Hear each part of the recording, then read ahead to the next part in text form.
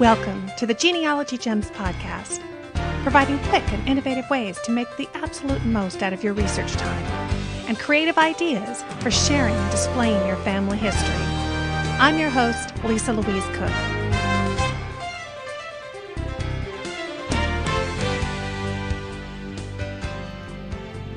Hi, and welcome to Genealogy Gems podcast episode number 73. Thank you so much for joining me today.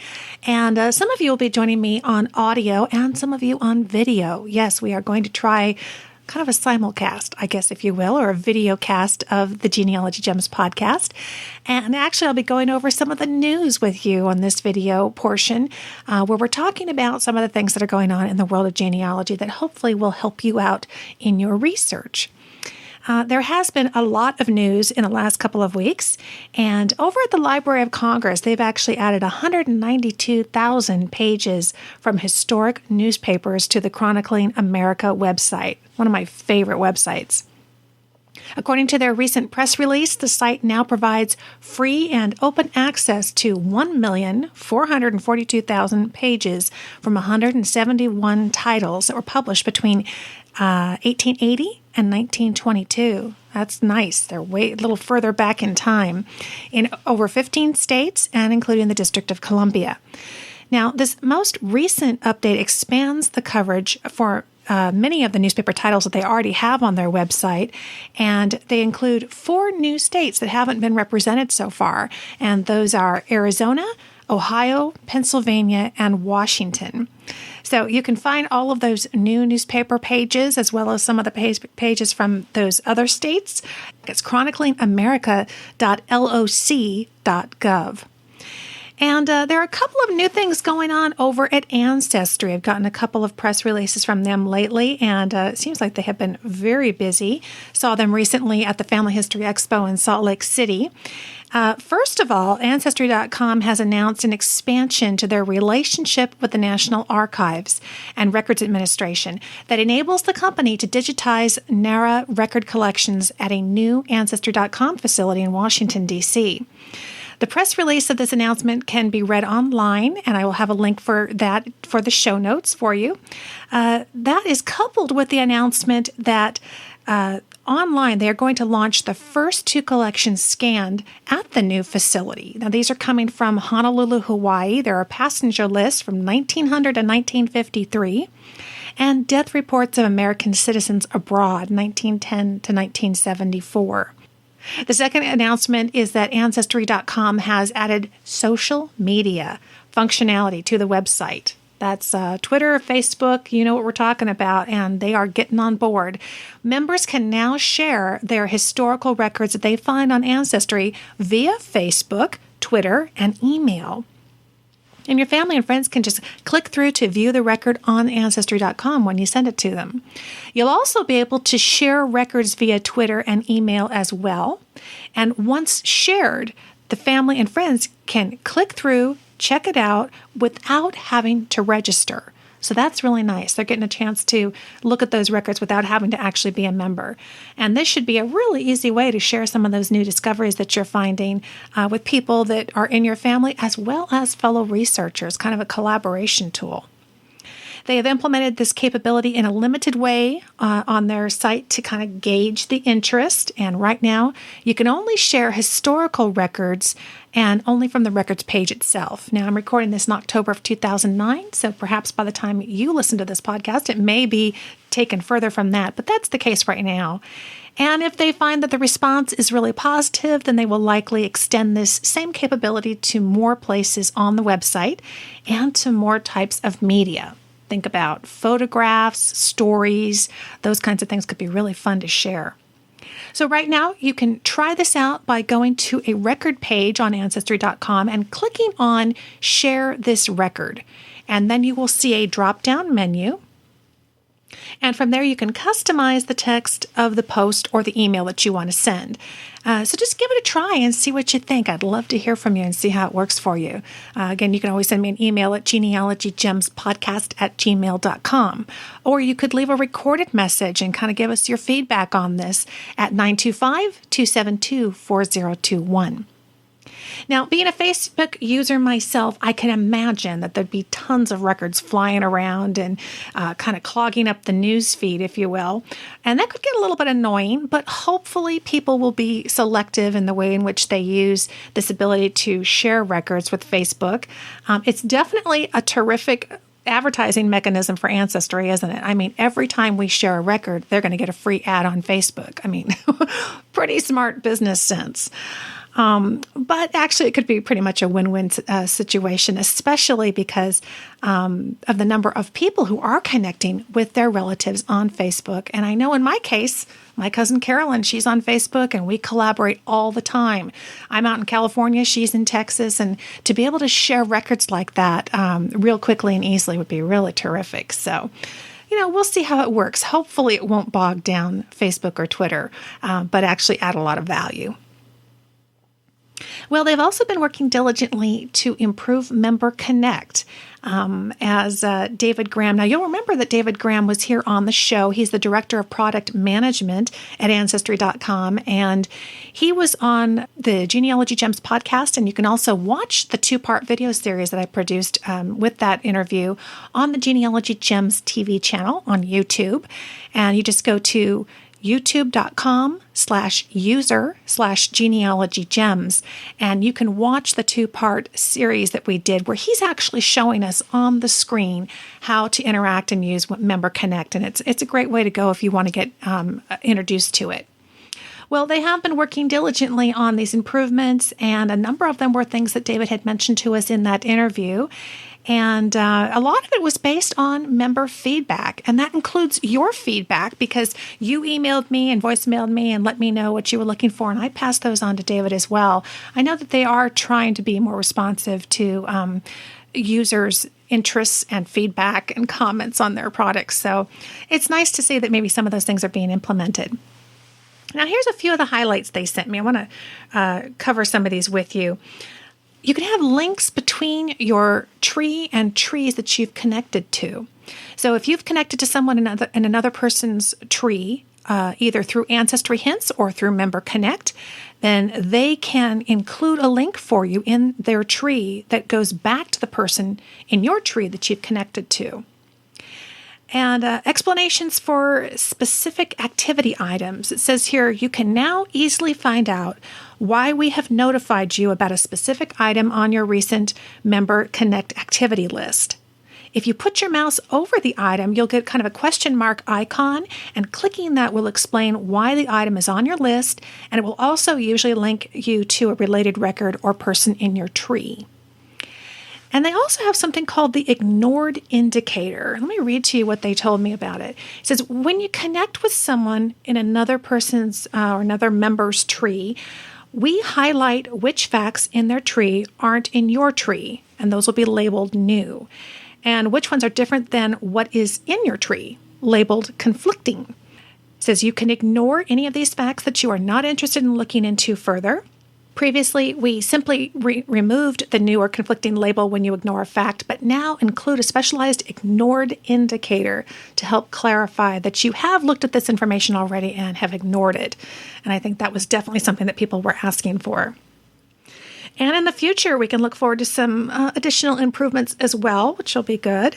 They are currently working on things like the ability to filter down to the activity that you're most interested in. I know this was something that people were asking for as well. For some members, there may be a long list of items each day in the recent Member Connect activity list, and they're working on expanding the filters that they offer.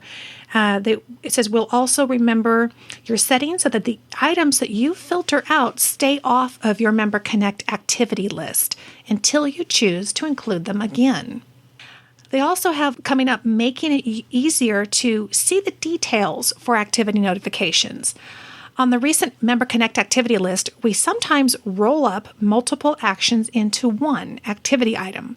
For example, they say, if a you have connected with has uploaded 4 new photographs about a common ancestor that you share, we'd include one item about that rather than one for each photo. That we're working on a way for members to be able to expand an item like this to learn more about each individual photo before clicking through on the item. So that could be coming in pretty handy. And finally, it looks like that they are working on adding new people to your tree. This is right now, if you find that another member has discovered a relative of one of your ancestors that you weren't aware of before, the option of adding that person to your tree is not as clean and simple as we would like, or as I'm sure some of the users have told them about. It says that they are working on simplifying this flow while maintaining the ability to evaluate the other member's research. So sounds like that they are definitely trying to make some improvements. They're listening to feedback and hopefully are making some headway on some of these improvements. Again, if you want to get more familiar with Member Connect, check out the YouTube channel for Genealogy Gems and watch his tour, because David really takes us on a personal tour of Member Connect and gives us a chance to kind of see it up and running. And then just play with it yourself and see what you think. Well, that's the news for now. And coming up next, we'll be going to the mailbox.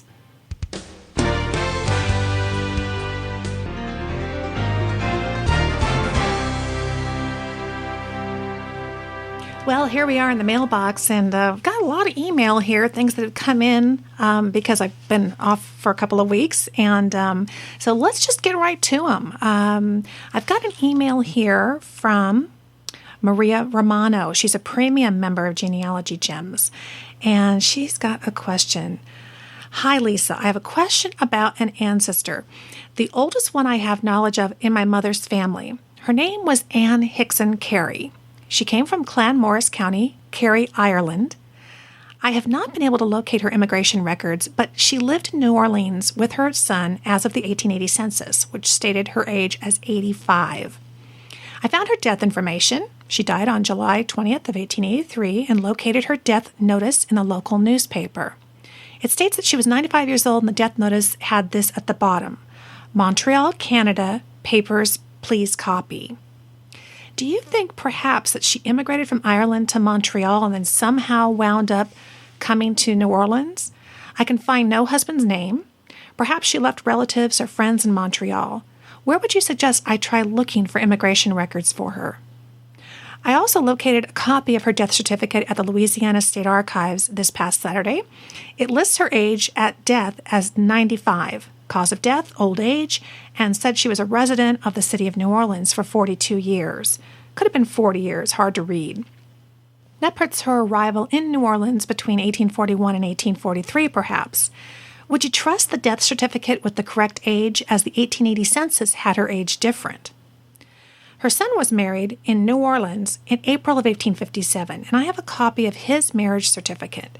Not sure if he immigrated at the same time as his mother. A copy of his death certificate just stated that he was a native of, and I'm not even sure I can pronounce this correctly, Chafin? Oh, I don't know if that's right. County Kerry, Ireland. It's Chirciveen. He'd been married for 40 years. It makes no mention of when he arrived in New Orleans. What should be my next step? And that's from Maria Romano. Well, Maria, when it comes to Irish genealogy, I am a novice. I have a lot of Irish blood in me, and I've been doing some research, but I decided for your question, I really needed to go to the source, the expert, the main man, and that is Mike O'Laughlin of the Irish Roots Cafe podcast. Mike is terrific, and he and I have been great podcasting buddies. And so I forwarded your email to him and asked him to give us some input, some things to look for, and maybe some little-known resources that you could pursue. So Mr. Mike was awfully nice, and he recorded his answer for you, and here it comes. Hello, Lisa. This is Mike O'Laughlin of the Irish Roots Cafe podcast.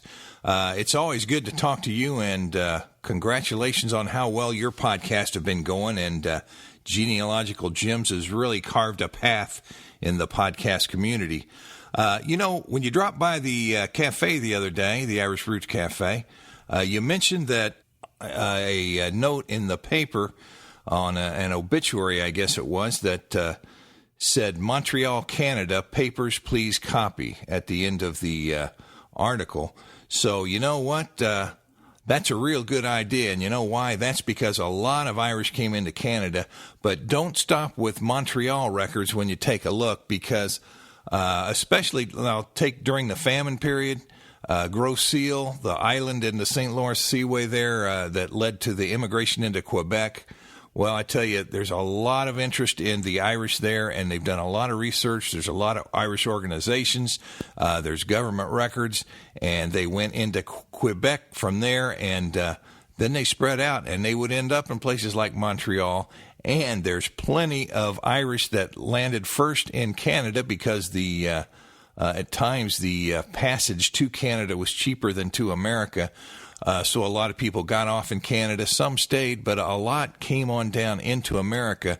And when I was doing our Irish in America podcast series, I was surprised at how many people in the Midwest actually had ancestors that had come down through Canada and had settled in the Midwest. So it's no trouble at all for them to head on down to New Orleans, as I'm sure you'd be aware. Hey, one other note, just like your readers' ancestors were from County Kerry, so my mother's family, the Donahues, were from County Kerry as well. And I've seen Hickson and I've seen Carey, the Kerry name, over there quite a bit. So they're good old West Coast names.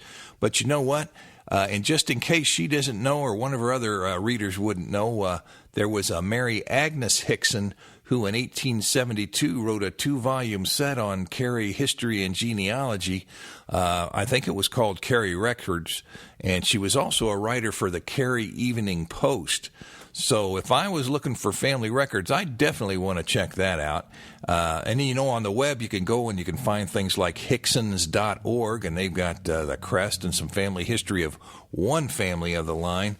And, you're going to find a lot more. They've got a database on the immigrants that came over around that famine area, too, at Gros Seal. And there's about 33,000 names that appear on that quarantine station record. So that's between 1832 and 1937. And, of course, a big spike there in the famine year around 1847 or so.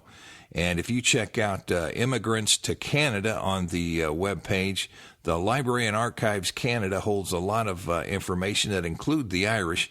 It's really a pretty good setup. So I checked that out. And there was also an immigrant society in Montreal that would have taken a lot of Irish in from, say, Quebec, when they came into Quebec, and they helped settle them in Montreal. And there's a sample of that Immigrant Society book, I think, just for the year 1832 up. But that just shows you there's records out there. And if you think your family came from Canada and they're Irish, definitely check it out, because there's some pretty good records developing up there.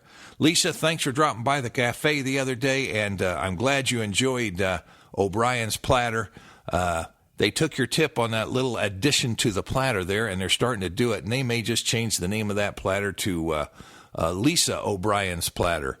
And that's just another example of how names can get confused in the genealogical research.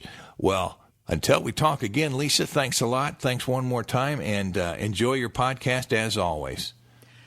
Well, Maria, that was Michael Laughlin of the Irish Roots Cafe. I hope his answer kind of helped you out, gave you some new leads that you could pursue.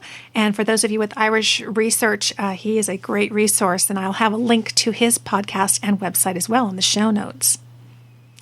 Our next question here comes from Teri Chaffin, and she says, I've got a question for you. I have a Matzdorff family that I am unable to find at all in Germany. He was naturalized in Will County, Illinois, first record the 3rd of December, 1879, and that final document in Cherokee County, Iowa, 7 October, 1884.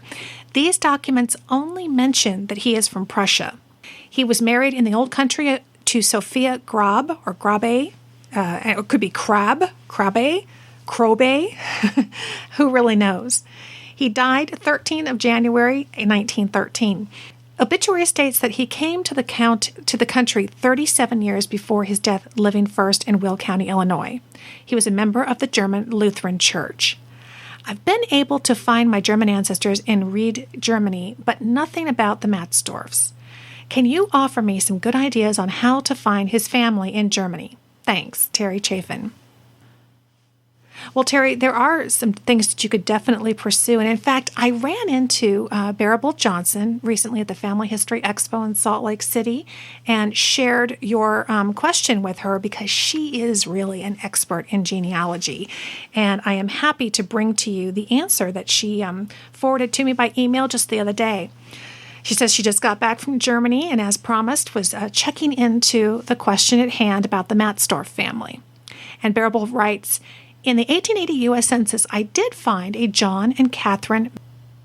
Karl Matzdorff and his wife Sophia do appear in the 1885 and 1895 Iowa state censuses, in 1885 in Elk, Buena Vista County, and in 1895 in Brook, Buena Vista County. And again, Baerbel here is talking about those state censuses, the ones that come in between the decennial census that the U.S. federal government would do. The 1885 state census lists Karl Matzdorff, age illegible, and wife Sophie, again, age illegible, with children Sigmund, age 20, Eddie, age 16, and Lena, age 18. Everyone was born in Germany. In 1895, both Karl and Sophia Matzdorff are 65 years old. The 1910 U.S. federal census shows Sig, as he's called, Matzdorff, living in Brooks Township with his large family. His widowed father, Karl, age was left blank, is living with him, and Sig's year of immigration is listed as 1875. So the next step was to check the immigration collection on Ancestry.com for possible arrivals of this family in the U.S. after 1868 and before 1885, probably sometime around 1875. In the New York arrivals, we find the woman, Sophie Matzdorff, age 45, with children Karl, age 9, August, a girl, age 8, Sigmund, age 7, Edward, age 4, and Marie, age 9 months, who arrived on the ship Holsatia from Hamburg and Havre on 3 December 1874. I did not find an arrival for the father, Karl, although he had probably come over just a few months earlier. At any rate, the Hamburg passenger list gives the last place of residence in Germany, so I found the family in the departure lists. They left on 18 November 1874, and Stralsund is listed as the last place of residence. Baerbel goes on to check into the town itself. She says Stralsund is a large city in western Pomerania. Currently it has 6 Lutheran parishes. Since we don't have the church records, but we do have some other sources, I would suggest first checking the filmed resources to document the family in Stralsund. One starting point may be the citizenship registers, and she recommends a film, which I will have in the show notes for you. It's film number 1676628. Chances are that at least the youngest child was born in Stralsund. So she may need to actually hire someone who can visit the various parishes and check the records. Most parishes in this area still have their own records. It is possible that duplicate registers are available in the Greifswald Church archive. Since Stralsund is a large city, it is possible that the family actually lived in a smaller village or parish near Stralsund rather than the city proper. Another suggestion would be to check Lutheran church records in Buena Vista County, Iowa, for Karl and Sophia's burial entries and the children's marriages. These records may offer additional clues as to the family's origins. I hope this helps. Please feel free to get in touch if there are any additional questions. Have a great day. Baerbel Johnson. Well, Baerbel really shows us the importance of going through all of the different records and kind of going sideways as well as going back and taking a look at those state census records. Those are terrific and worth the time and effort to go get them. You can look them up in the Family History Library or with the National Archives.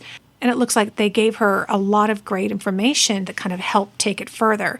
And then again, sometimes you have to pull in a specialist or somebody who's in the local area to do some of that research for you. And that's, again, what she's suggesting in terms of the church records. So a lot of different strategies there, but hopefully ones that will help Teri as well as the rest of those of you who are doing German research. All of these kinds of techniques could be applied to your research as well. So great ideas. Thank you so much to Baerbel Johnson.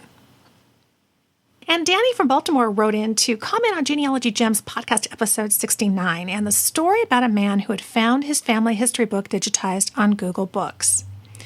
He writes, I was listening to your podcast that included the story on Google Books and implied digital rights granting. He said, I've just published a book on Lulu, and the hardest part of publishing for me was getting the copyright statement correct. I wanted the statement that allowed unfettered use of my work by genealogists, kind of paying it forward if you wish, while providing some recourse to me from the likes of Google. This is my hard work. I did not do this for the money.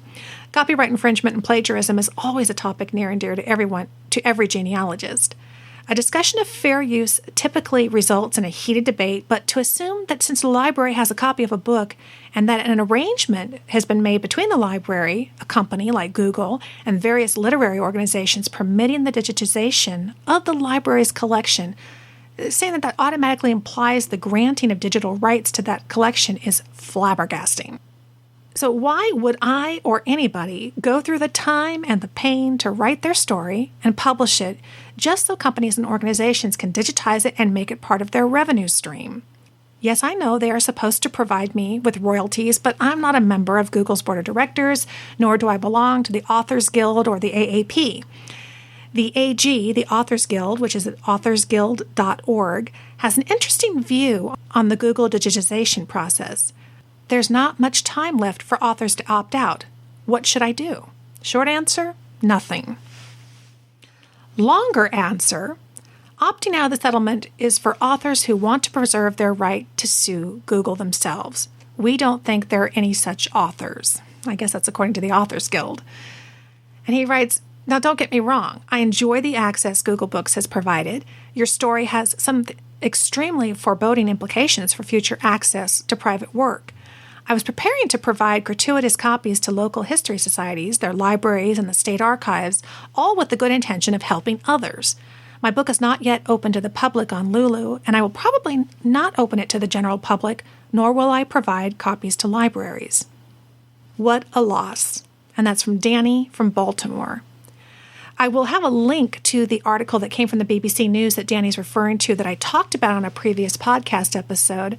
This is an ongoing question, and it's frustrating because on the one hand, we all want to support Google Books. We love the idea of getting access to these hard-to-find, out-of-print, out-of-copyright books. That all makes sense.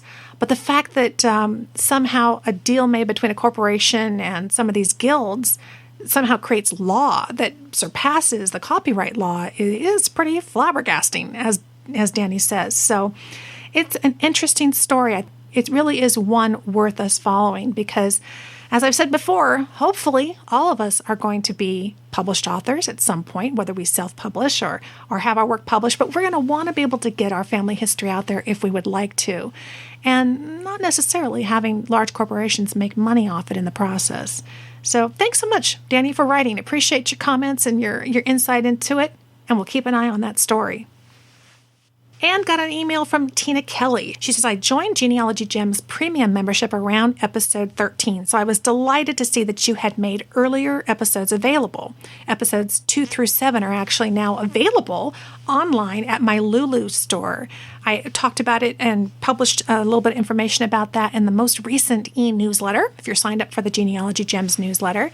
And what we're doing is when those episodes are archived and they're no longer available on the premium site, they are now available through my Lulu store, which is lulu.com, and I'll have a link to my store in the show notes, where you can actually download a lot like going into iTunes. It's $1.99 per episode. You get a PDF of the show notes, any other documents that were included or given out to the members for that particular episode, and you get the audio episode that you can actually download to your computer or onto your iPod.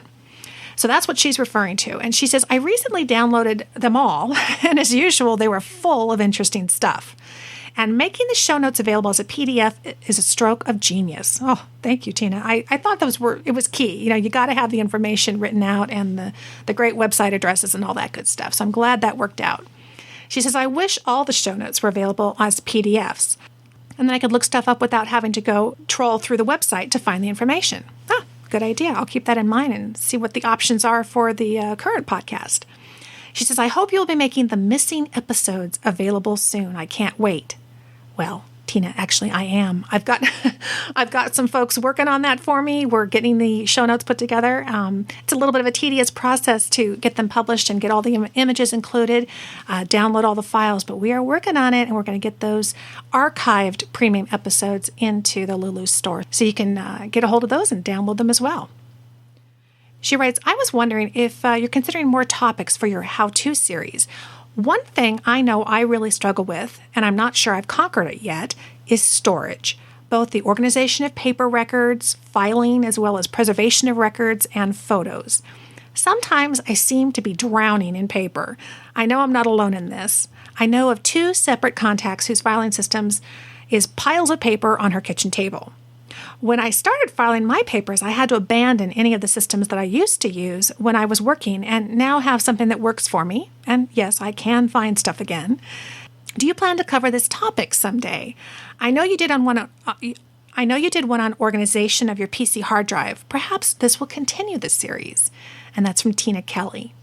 Actually, Tina, it is on my list. I'm working on it. I do have a filing method that I use here in my office for all of my genealogy and seems to work really well. I've been thinking about putting together a series. Maybe I'll have to do kind of a video component to it as well so you can really see what I'm doing here. But yes, we'll be talking about paper organization because, wow, organization on all levels is so critical, isn't it? Otherwise, you end up covering the same territory twice or having to redo something because you can't put your hands on it again.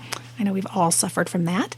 So thanks. Great idea. I have put a little star next to that on my topic list and keep your ear out for the Family History Genealogy Made Easy podcast because that's where it will be showing up. Okay, and I have an email here from Russ Carr. He writes, wow, don't you just love it when you find the elusive lost relative and then the story behind their coming up missing? Oh, good. I love a good lost and found story.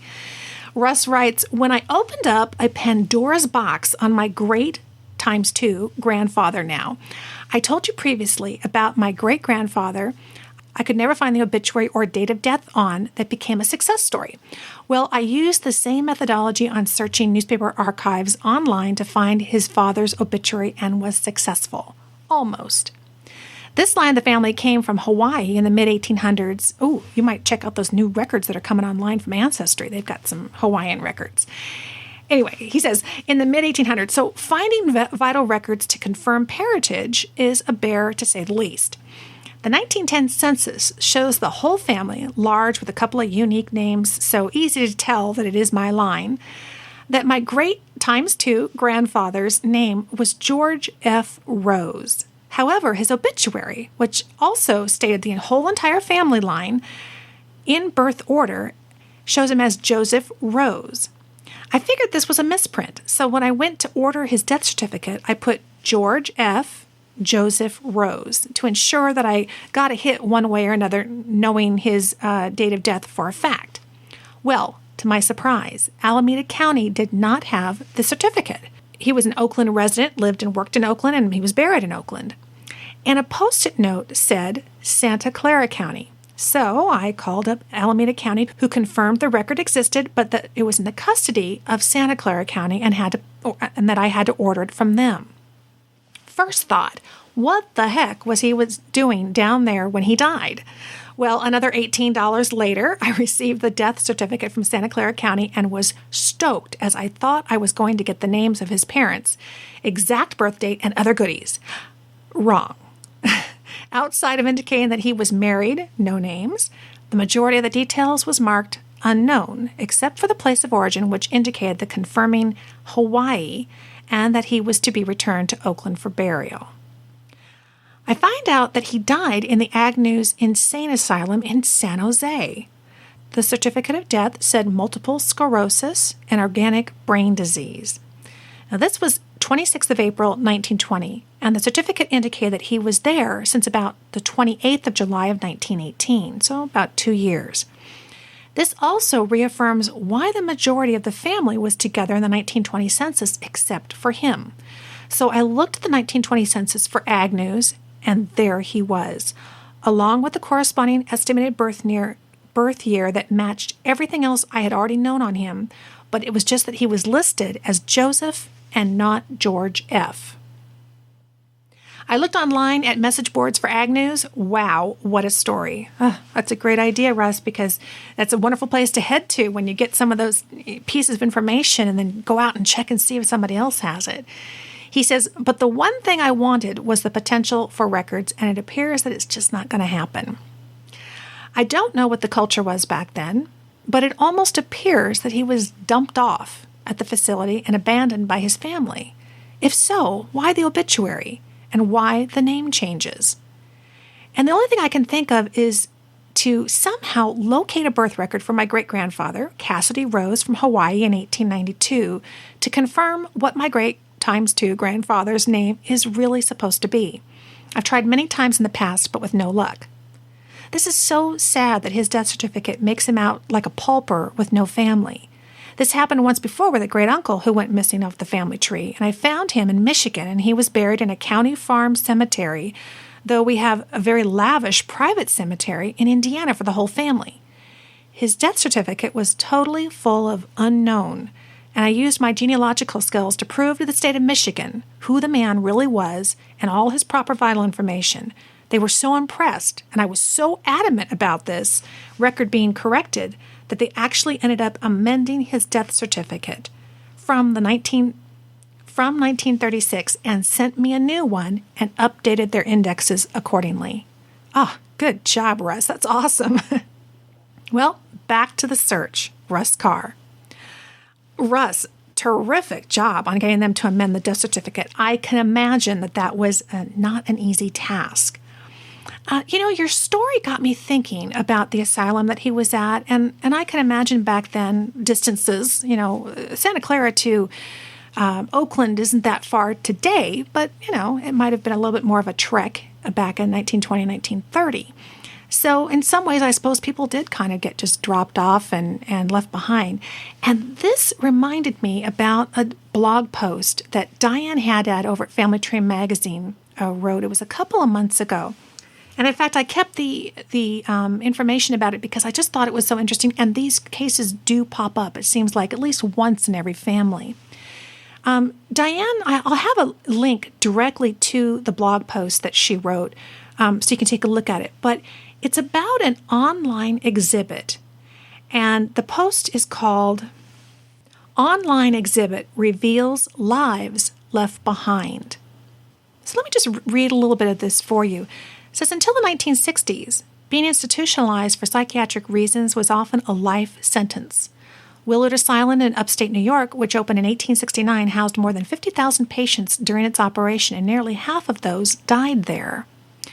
Well, after Willard Psychiatric Center, as it was later named, closed in 1995, staffers found hundreds of abandoned suitcases and trunks belonging to former residents. A state museum curator arranged to have the trove of trunks and artifacts moved to a warehouse where Darby Penny and Peter Stastny encountered them in 1999. Along with a photographer, they selected a few of the suitcase owners to research, and the results became a major New York State Archives exhibit, and it's available online at suitcaseexhibit.org. They found all kinds of great stuff in there, photographs, immigration papers, ephemera, all kinds of things. And Diane writes, the profiles are deeply moving. Many of the stories of how the suitcase owners came to be institutionalized are shocking. One patient was committed because her employers described her as odd, tactless, and domineering. The Lives They Left Behind exhibit was on display back in 2008 at the Science, Industry, and Business Library in New York City. I'll have a link to the library's website as well. And, of course, you can visit the Suitcase Exhibit website for more details. There's also an accompanying book that goes along with it. It's called The Lives They Left Behind, Suitcases from a State Hospital Attic. And that was released back in January, and I will have a link where you can access that book also on Amazon.com on my website. This exhibit may be kind of a virtual way to get a sense of what was it like back then, and what were they going through, and how were they treated, and what reasons people were institutionalized. It's really amazing. I know my cousin Carolyn and I have both worked on an aunt of ours, my great aunt, her aunt, and her name was Marie, and she ended up very much the same way. It took forever to find where she was buried, where she died, and of course, she was kind of one of those unknown cases, and she had struggled with some mental illness over the years, and Carolyn did an amazing job of getting in touch with the hospital and working with them, and it took a long time. They were still kind of chanting the privacy, chant as far as sharing information. But she did get some really good information and was able to track down some things and, like you, amend that death certificate. So I'm guessing that this story probably resonates with several of you out there.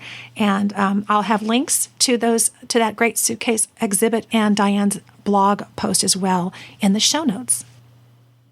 Well, I could go on and on forever with emails because I love hearing from you guys. And you know what I think is really great about the fact that you're sharing your stories, you're sharing your research challenges, because if I don't have an answer, I'm going to go find an answer from an expert if I can. But more importantly, when we can get it out here on the podcast, I love the fact that so many of you will write and say, that was me. That was my dilemma, and that gave me some ideas. So I hope that you find these helpful and interesting. And thanks to all of you who took the time to write. It's always great to hear from you. Well, before we wrap up this episode that really is featuring you again with all of your emails and questions and comments and stories, it's been terrific. I wanted to share a couple of you with the rest of you. When I was over at the Family History Expo in Salt Lake City, I conducted a couple of different classes, and the one that's always really popular is my Google, A Gold Mine of Genealogy Gems. So at the end of the class, I wrangled one of those students to come on up and chat with you guys here on the show, and her name was Kathy Owens. Here's Kathy. Tell me your name. Kathy Owens. And Kathy, you're in my Google class. What did you think? Did you see anything in this class that you had not been familiar with before?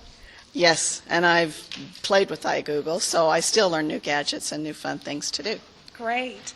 And have you ever listened to a podcast? Yes, yours all the time. Oh, geez. Here I thought I was going to get somebody to say, "What? What's a podcast?" And what would be the number one reason? We've got a whole audience here of people who have maybe not heard a podcast. Why should they take the time and the trouble to listen? Because it's a great learning tool. You can listen in the car, you can listen while you jog, you can listen while you're cleaning the house. Do you know, I had a woman write me and tell me she had a waterproof iPod and she actually swims and listens to genealogy. Do you remember that? I remember that podcast. All right, young lady, I have a prize for you. This is brand new. I don't know, did you notice my bling? Oh, cute. My grandmother, I inherited all of her costume jewelry, and Lacey and I were coming home from the Jamboree, and I said, I've got to have something, because these people are so special, and it's not that easy the first time you download the show. You got to figure it out, and they are absolutely gems. And I'm always looking for gems, and I love to talk about the gems for research. And this is my brand new full rhinestone genealogy gem. You are a gem for being on the show. Kathy, thank you so much. Thank you. I appreciate it. Kathy was a good sport coming on up in front of the whole class and talking with me about the class and the show, and it turned out she was a listener. And in fact, I met a lot of listeners at the Family History Expo in Salt Lake City, and while I was hanging out in the exhibit hall at the Genealogy Gems booth, Roger Grua came by. He has written me in the past, and I know he's been a long-time premium member, and so I whipped out the digital recorder and got a chance to record him and get him on the show. Here's Roger. Hey, Roger, how are you doing? Yeah, it's nice to meet you because you did. I remember your email when you came and you wanted the link. And great. So you sat in on the Google One class? Yes. Even though my PowerPoint slides were a little messed up, was everything okay? You know, it was really great. I've used Google a lot. I've been to a lot of classes on Google, but no one has showed me about Google Alerts and all the things with that. And I'm saying, whoa, that's really cool. I can do some things with that. So. Can you imagine how much time you could save? Absolutely. That's the thing. Particularly with an unusual surname like Grua. I can maybe find some things there, and so that is really some work I'm going to be doing tonight. Awesome. Now, you told me, and I think, didn't you just become a premium member? Premium member about 3 or 4 weeks ago, yes. Okay, so what did you think? Were you pleased, or did you feel like, oh, this isn't as good? No. I have really enjoyed the premium podcast, and as I told you, went back and downloaded the first ones you have now available. There's more depth there. There's more content, and I've really enjoyed listening to them. So I listen to you every morning as I walk my 3 miles every morning. That's why you're in good shape and I'm not, because you're out there exercising. Did you watch any of the videos that I have not had time to do that yet. Okay. Well, now you can, because with the Google class, you're going to watch what we've talked about. Plus, there's a lot on the videos that isn't in the class. Well, I appreciate you taking the time to listen to the podcast, because I always tell people I know time is precious, so to fit me in is really nice. Well, I still work full-time as a dentist, so it's just it's time to get everything done. But thank you so much for your podcast. Thank you, Roger. Thank you. So thanks, Kathy and Roger, for being good sports. Great having you on the show. It was terrific meeting so many of you, and I know lots of you became premium members, and glad to have you on board. I hope you're enjoying the whole video series. The Google Goldmine of Genealogy Gems series is on there. We're doing Google Earth, which is really exciting. There are some really fun things to do there. And we also have videos of the organizational hard drive series that I produced just to follow up to what we did here on the show, and had that for premium members to be able to watch as well, so they could follow along on their computers. So if you'd like to become a Genealogy Gems premium member, we'd love to have you. Just click on the join link on the home page of our website, genealogygems.tv, and we'd love to see you there. And also, I will be at the next Family History Expo. It's coming up very soon. I can't believe it. I've been looking at my calendar book, and it's less than 2 weeks, I think. It's coming up in Redding, California, and I love the fact that it's practically in my backyard, a couple of miles north of here. But that is coming up, oh my gosh, Friday, October 16th, Saturday, October 17th. On the 16th, on Friday, I'll be teaching Google A Goldmine of Genealogy Gems at 10 a.m., and that's part 1. And then part 2 at 11:30. Get there early, because every time, I swear, we've ended up with standing room only. And they have to stick with some fire code rules, so get there early to get your seat. And then on Saturday, I will be teaching Sharing the Joy. That's my class, which really talks about how to communicate what you're finding in genealogy with family members who are not genealogists. You know, the ones who kind of get the glazed over look when you start talking about family history. Well, I've got some great projects that anybody can do that really inspire interest, and actually will get your family members asking you about the genealogy and the family history. So that's going to be at 1 o'clock on Saturday. And yes, Lacey is going to be there, my daughter Lacey. And in fact, I think my youngest daughter Hannah may be stopping by. But Lacey will be hanging out at the exhibit hall at the booth on Saturday and helping us out. So that will be awesome. I'm really looking forward to kind of getting the whole family back together again. I've been an empty nester lately. They've all gone off to college, but we're kind of converging because actually Lacey's birthday's on the 15th. So we're going to kind of have a family weekend, get together, do the conference, go out to eat, and make it truly a family time. So I look forward to seeing all of you there. Please be sure and stop by the exhibit hall, say hi, and would love to have you on the show. I'll have my digital recorder. You never know. You know, it's great to hear from all of you out there listening, and it's really a treat to get to share your emails on the show. When I got this last email from premium member and longtime listener Pat Del Paez, who recently bought one of the Genealogy Gems rhinestone pins, I thought it would be fun to invite her to come on the show and share her story for herself. So I picked up the phone and gave her a call. Hi, Pat. How are you? I'm well, Lisa. How are you? Good. I had so much fun getting your email, and you ordered one of the Genealogy Gems pins. And as I was telling you a few minutes ago on the phone, when I first kind of put them together and designed them, I knew I would love it. I just didn't know if anybody else would care. But you ordered one. What did you think?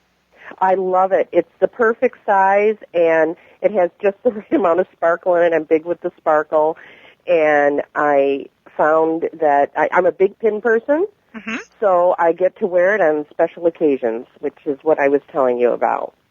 Yeah, and that was so much fun because you were telling me how you had some wonderful things come together in your own research, and the pin kind of fit in. I'm just going to let you run with it and tell the story. I took your advice. I can't remember when it was, but almost 2 years ago now, I started a blog for my families, one for my husband's family, and one for my own family, to focus on family history as a way of sharing the information with my family that I thought they might find more entertaining than other ways of sharing that information. And I promised myself I would do weekly posts, and some weeks it's a little bit harder than others to get something up there on the blog, and I was struggling to decide what to put on the blog. So I went through some papers, and I found marriage certificate and a baptismal certificate for my husband's grandparents. And I said, well, I'm just going to scan these and put these up on the blog. And when I looked at them more closely as studying them to put them up on the blog, I realized that the baptismal certificate had been issued just a few weeks prior to the wedding. And that was what I was going to point out on the blog. And it wasn't a real exciting post, but I was like, okay, this is what we're going to do. And so I set it aside, I scanned the things, I set it aside to do the next day, and I went to bed, and I'm reading my book, and I'm getting ready, just drifting off to sleep when your mind sort of lets go of everything, and all of a sudden it dawned on me that the baptismal certificate, my husband's grandfather's name is Jacob, and everything else it says James, and I couldn't figure out why did this baptismal certificate say Jacob when everything else says James, and I struggled over that. And it came to me in that moment that my mind let go that because the baptismal certificate was issued 25 years after the baptism, somebody had to transcribe it. And what they were probably looking at was his Italian name that he was born with, Giacomo, which can also be translated to Jake or Jacob or James. And I was like, oh my gosh. I just did one of those sort of dope slaps to the head and said, I'm so happy I finally have a reasonable explanation for why this says Jacob. And so the next day I had just gotten my genealogy pin. I put my Genealogy Gems pin on and went off to work, and everybody looks for the pins that I wear and said, why, you got a new pin? What's that all about? So I got to tell the story. So I was very, very happy. I call it my blog serendipity. Absolutely. And isn't it, that's what I noticed when I first got the pins and I started wearing it. And a friend of mine said the same thing. It was funny, sometimes it's very difficult to get people to want to hear our stories if they're not a genealogist themselves. They may not as well understand or appreciate. But here they were approaching me. Ooh, what's that? Oh, tell me what you do. What's the story? Yes, and wasn't that fun? You got to share your serendipity story. Yes, I did. And the blog allows me to share things with my husband's family, with my family, on their own terms, which I think is half the battle. And then I told everybody at work, I'm going to wear this pin every time I make some sort of genealogical discovery. So you ask me about it when you see me with this pin. Oh, that's cool. Now, you were just telling me that something else had come up that was just kind of aha moment. What was that? Yeah. Absolutely. And then I said to you earlier, I said, Lisa, you're not going to believe this because it happened again. Another week has gone by or so, and so it's time to put another blog up. And I started thinking, okay, well, maybe if it worked last week, maybe it'll work this week. Seriously, what I said to myself. So I went through my stuff, and I pulled out my husband's grandfather's Social Security application, the SS5 form that I had.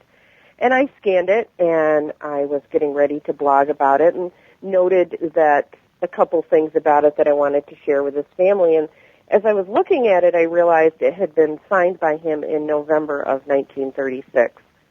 And I thought, wow, that's really early in the Social Security history. I wonder, let me just go check this out. So I just did a little bit of research, and very quickly on the Social Security website found that in the mid to late part of November of 1936 was the first time the Social Security applications were being accepted. They were pushed out through the employers from the post office, if I understood the information correctly. And here was my husband's grandfather among the first people to have applied for a Social Security number, which makes that document even more interesting.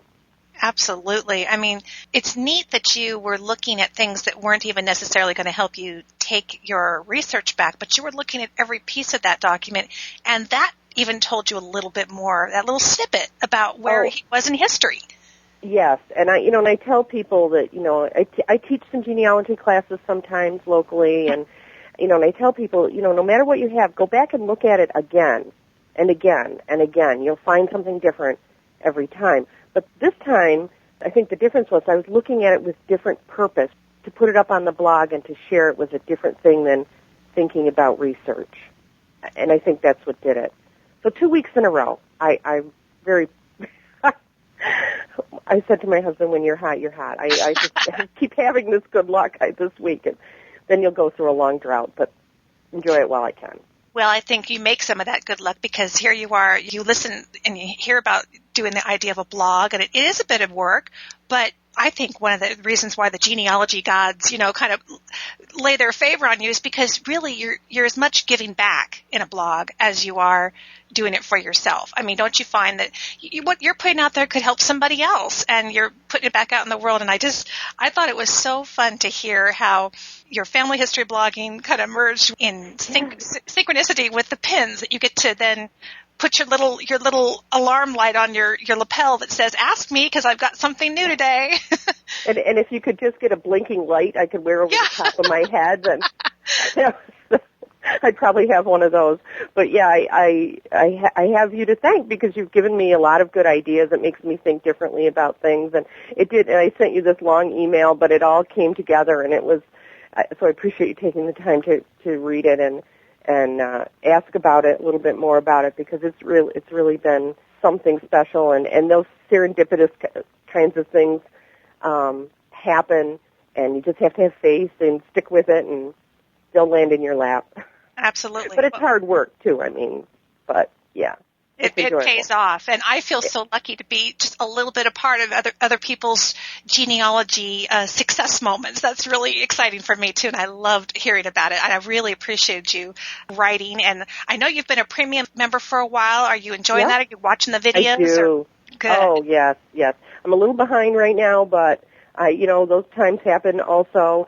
And but yes, I've got them all loaded up on my iPod, and it's like carrying a secret around with me. Oh, I've got all these podcasts I can listen to on my iPod. Wonderful. So I appreciate that. Thank you so much. Thank you so much for writing in and sharing with it, and even better, sharing it with everybody else, because I think your story reminds us that everything we do, nothing is lost. Somewhere, somehow, it comes around and can turn into something really neat. And I love that you shared the story with us. Thank you. That's very true. Well, thank you very much for calling, and it's been great talking to you. Oh, you too. Thank you. Don't you just love stories of genealogical serendipity? And how fun to have a little signal to the world sparkling from your lapel that you're celebrating a great genealogy find.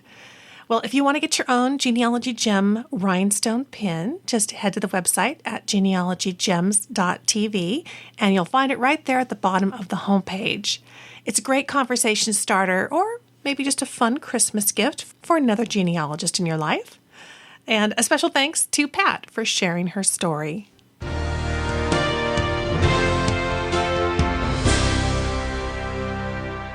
Well, we've come to the end of Genealogy Gems podcast episode number 73, featuring you. It was so fun to have all your emails and get to talk to you and feature you on the show. We're going to do more of that in the future.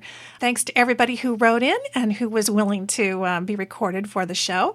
And if you want to check out something new, I did produce the Genealogy Gems news segment of this episode on video. You can get that through your iTunes feed, and it's something that you could download right onto a video iPod if you have one, or you can watch it straight from your computer, or just go to the show notes. You can go to genealogygems.tv and click on the Genealogy Gems podcast icon there. That will take you to the most recent episode. That's where you'll find the audio podcast, and the posting right before this audio podcast 73 is the video version of the Genealogy Gems news. You can just click on the MP4 file that you find linked there, and it should pull right up in your computer's default media player, and you can watch me doing the news. So again, thanks so much for listening, friend. I'll talk to you soon.